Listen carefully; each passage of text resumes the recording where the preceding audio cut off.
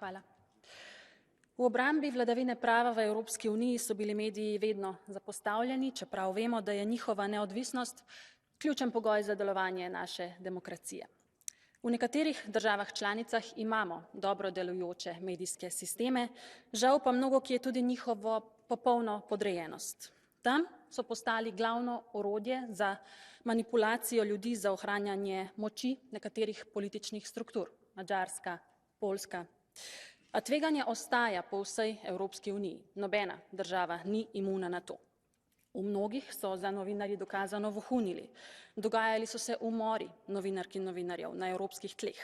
Dogajajo se netransparentni prevzemi medijskih podjetij za lastne interese. Javni mediji, steber kredibilnega informiranja ljudi, so marsikje, v Sloveniji na srečo več ne, najmanj podvrženi poskusom podreditve. Skrajni čas je bil, da ustvarimo dodatne zakonske varovalke na ravni Evropske unije. Podatki o lastništvu in državnem financiranju bodo javni. Pred prevzemi bo potreben test vpliva na uredniško neodvisnost. Škodljive ukrepe držav, kot tudi pritiske lastništva bo mogoče izpodbijati. Pravna podlaga in s tem zaščita bosta vzpostavljeni.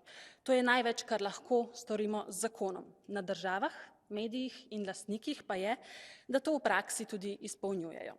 Ni čarobne palice, žal, za rešitev vseh nakopičenih težav, ampak Evropski akt o svobodi medijev je trenutno najbolj odločen korak k zagotovitvi natanko tega, svobode medijev.